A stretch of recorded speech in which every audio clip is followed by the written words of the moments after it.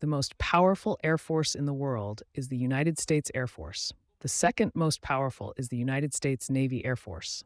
This is a testament to the absolute dominance of the Americans in the sky. Throughout history, the United States Air Force has owned many legendary aircraft models, such as the P-51 Mustang, SR-71 Blackbird, and F-14 Tomcat. However, they have not always produced beautiful aircraft. In today's video, we will introduce to you the ugliest aircraft models of the U.S. military. Before we begin, please support the channel by liking and subscribing so you don't miss out on interesting military videos. Thank you for your support. Now let's get started. First on the list is the Great Lakes XSG, an aircraft developed in the early 1930s to compete in the U.S. Navy's reconnaissance aircraft competition. It was an awkward biplane design with a large float attached underneath. This float extends backwards and connects to the tail section. The fuselage has a compact structure, including the engine compartment and the cockpit. Behind is the gunner's position, protected by a half circle of glass. Many experts commented that the design was not only ugly, but also violated aerodynamic principles, was slow, weak, and extremely unstable. Even during testing, the XSG encountered serious problems when too much water entered the cockpit, almost drowning the rear gunner. Unsurprisingly, only one prototype was built, and the XSG name was lost forever. World War II and the decade that followed saw a dramatic development in fighter aircraft with the advent of jet engines, rockets, wing designs, and many other advanced technologies. However, not all attempts were successful. One of the most famous failures was the Vought V-173, also known as the Flying Pancake. In 1939, Vought didn't make superheroes, but some terrible planes, and the V-173 program was a prime example. The goal of the program was to create a fighter for the United States Navy that could take off and land at low speeds while still achieving high-speed performance. Engineer Charles Zimmerman believed this could be achieved by maintaining even airflow over the entire span of the wings. He designed a flat-disc monoplane with two piston engines hidden in the fuselage and propellers on the leading edge. Vought built a two-thirds size prototype called the V-173. The plane had a high undercarriage, forcing the pilot to enter from under the cockpit, which limited forward visibility until the tail section lifted off the runway. So transparent panels were placed between the pilot's legs to aid visibility during landing. The V-173 can take off from a 60-meter runway and take off vertically in winds of 25 knots. However, during testing, the V-173 encountered many serious problems, such as weak engines, unbalanced control components, complex gearboxes, high vibration, loud noise, uncomfortable cockpit, and poor handling even at low speeds. The V-173 used high angles of attack for long periods, requiring fuel and oil systems to be designed to operate efficiently under all conditions. Based on the experience of the V-173, the U.S. Navy developed the XF5U-1 with a lower angle of attack, but the technical problems were not fully resolved. After the end of World War II, in August 1945, the U.S. Navy reviewed its aircraft programs, including the XF5U-1. With funding shifting to turbojet and turboprop fighters and attack aircraft, the role of piston-engined fighters became less important.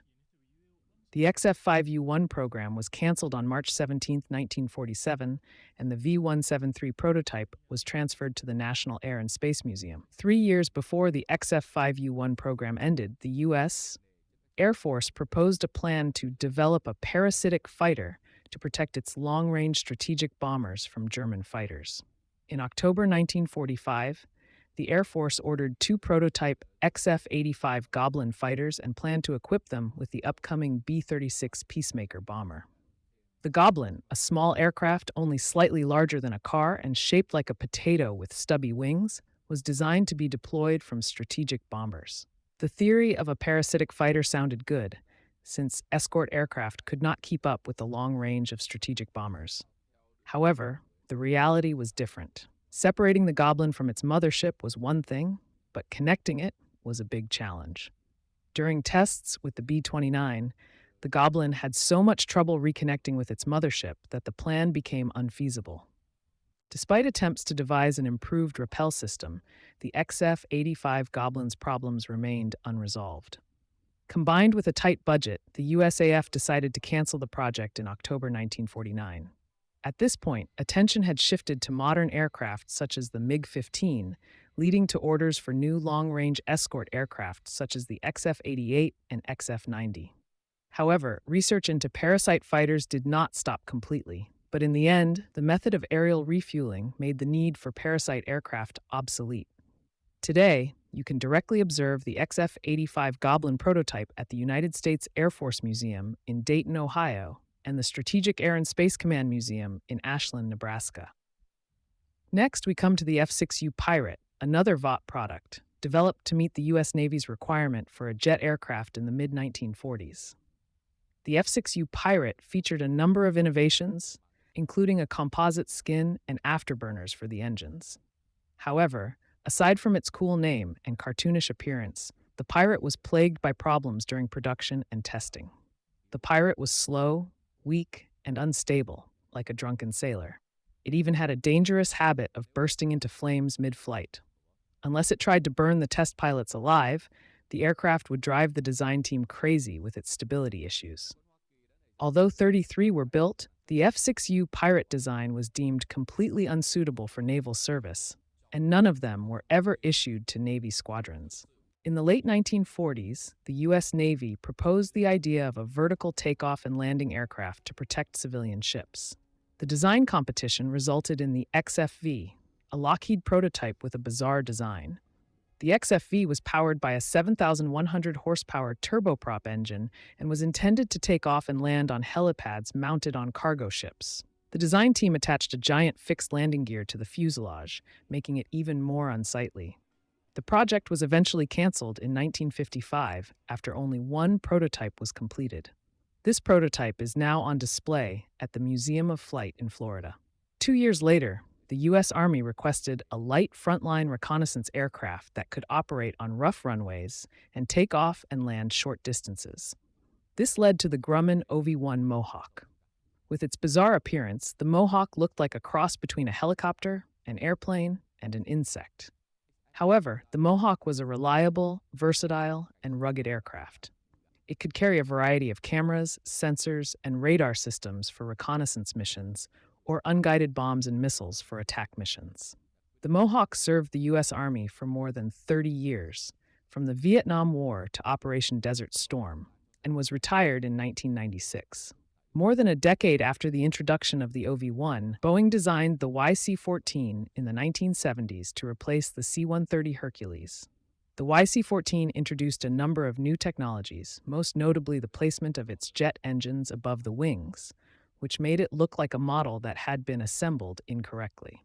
Although unsuccessful, the YC-14 was another example of innovation and experimentation in military aircraft design. Boeing's YC-14, despite its unusual design, was a technical success. With specially designed wings, the aircraft could use jet thrust to provide additional lift, allowing it to operate at an impressive short range and land at a minimum speed of 100 miles per hour. This design also reduced infrared signature, noise, and the risk of foreign objects being sucked into the engine. However, due to the priority given to strategic and tactical missions, the YC-14 program ended in December 1979, with only 2 aircraft built. Today, one is on display at the Pima Air Museum and the other at Davis-Monthan Air Force Base, Arizona.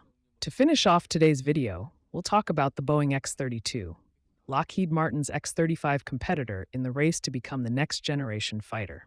The winner was the X-35, which later became the F-35 Lightning II, thanks to its ability to take off and land both conventionally and vertically.